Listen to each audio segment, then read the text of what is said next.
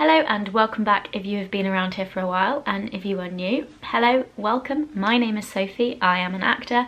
I make videos mostly about theatre and musicals and being an actor and what life was like at drama school. I thought for today's Vlogtober I would make a video about my first year out of drama school. I graduated in August 2019, so we're talking 14 months ago, which just over a year, I know.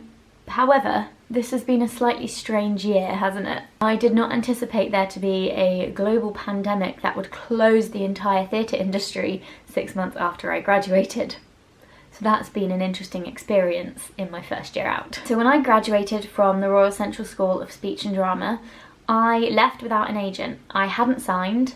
I had a few offers, but nothing felt quite right to me. I thought I would wait a little bit and see what life was like without an agent and how submitting myself for roles would go, and also waiting to find an agent that fit me a bit better and someone that I thought I could work really well with. So I represented myself for August, September and the very start of October, so we're talking just under 3 months really. That was fine. I actually found it a lot easier than I thought.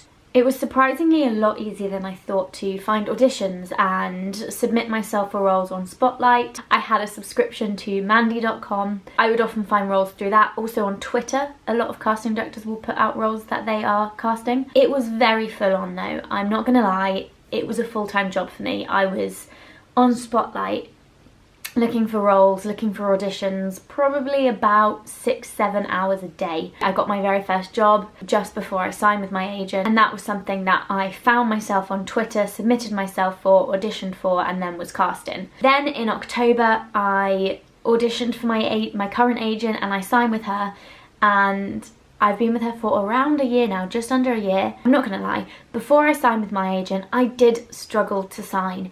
I feel like I sent off so many emails with my show reel, with my headshot, with my Spotlight link attached saying I'm a recent grad, this is me, this is my casting, I'm this height, I'm this playing age, and a lot of the time people would reply being like, oh, we really like your work, we just already have somebody very much like you on our books and that wouldn't be fair. Which is really hard because there are a ton of short brunettes with a playing age of 16 to 25. Let's talk about auditions. Now, when I was in drama school, I thought, as an actor, as a graduate, I'm probably going to be auditioning like 2-3 times a week, maybe.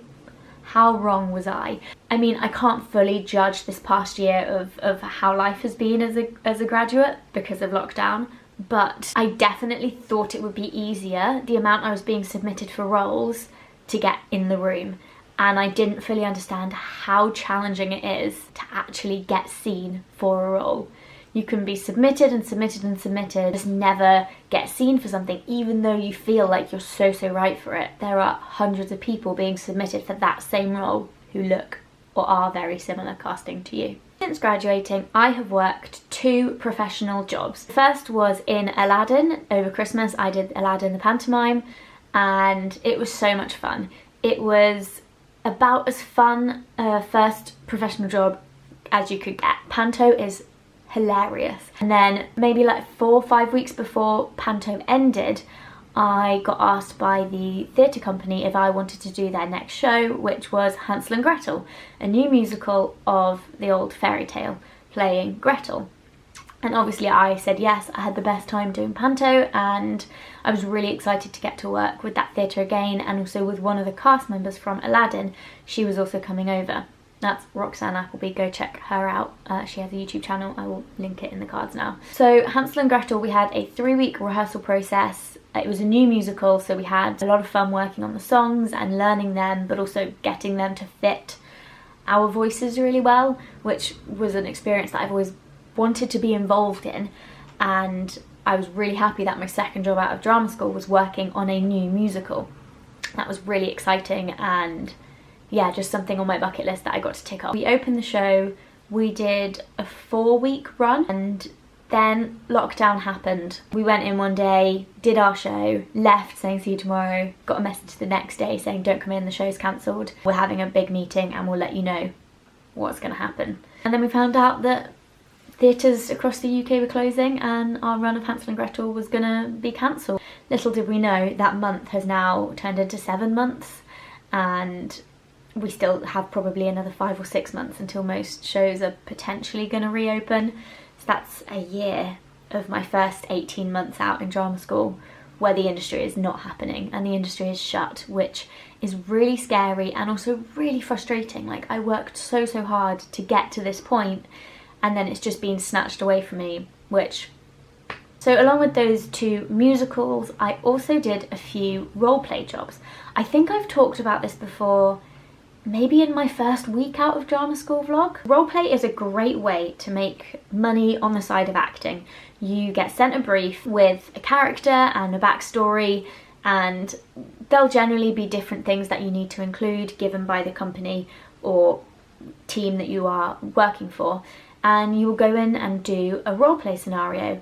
You will act as this character and then they will freeze it. The delegates at normally it's in like a conference or something or training, they'll freeze it, the delegates will chat, you'll have to listen to know what they're trying to change in your characterization or what they would do if they were stepping in. It will unfreeze and then you'll carry on. So it's sort of like real life training. It's done with the NHS a lot. I've done one with the British Red Cross for like crises, and I did one for a school. It's just a really fun day. It's also great for your improvisational skills. You have to just be in this character for a really long period of time. Normally it's about an hour. Along with those roleplay jobs and the 2 musicals I was in, I've also had an array of side jobs throughout my first year out of drama school. I started by teaching. I did some summer schools, teaching musical theatre, teaching film and TV. I then taught after school drama clubs. I taught musical theatre on a Saturday at a Saturday theatre school, and then I started working at Harrods. I was a Christmas temp at Harrods, which was such an experience in itself. It was very long days and quite intense work, and also a lot of pressure because you're working at the biggest department store in the UK, potentially in Europe. Like, it's the 2nd biggest tourist destination in London. But alongside that, I was also doing panto, so I was knackered. I've never been so tired as I was in November, December. Then in January, I started a nannying job. Again, it fit in really well with the hours of being an actor, of being in a show, and I really enjoy it. It's really good to have a side job when I'm out of acting that I really enjoy, so that I don't feel as sad that I'm out of acting or as like frustrated that I'm not getting anywhere in the industry. Okay, so we've talked about life before lockdown. Now let's talk about the last 7 months, which go check out my life update video. It'll be a bit more detailed about that. I put it up a couple of days ago. But basically, lockdown happened and I felt really unmotivated for about 6 months. I mean, we're 7 months in now, but it's only recently that I have become like motivated to work on my craft again. Don't know what happened in lockdown, but everyone coped with it differently. I know a lot of people felt the same as me, or a lot of people were the opposite and just were so creative and made loads of work. But for me personally, I was just really disheartened.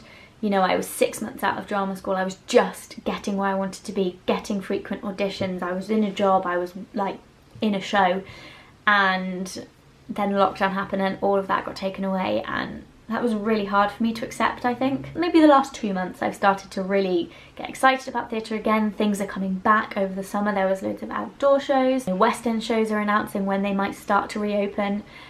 And things are gradually coming back, so I'm getting more excited. I'm starting to really practice my rep again, practice my songs and my singing on a very regular basis. And I'm filming my show reel in a couple of days, which I'm really excited about. So I'm just very much getting back into it. Obviously, I'm still really worried about what is going to happen and when theatre will come back. At the moment, I'm trying to create my own work and focus on that, something that I can control. I can control writing a play, making my show reel, or recording covers. I can control all of that. So that's the work that I'm focusing on, rather than the things that are completely out of my control, like when auditions are going to come back and when theatre's going to come back properly.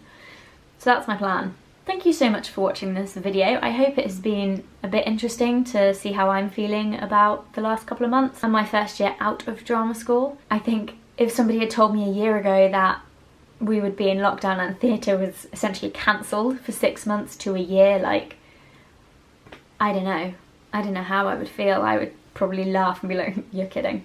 We will see what happens, but stick around because I'm going to be making theatre content, covers, documenting some of my own work as well perhaps, and yeah, we can go on this crazy next 6 months before theatre is back, fingers crossed, together. So please hit that subscribe button and also give this video a thumbs up.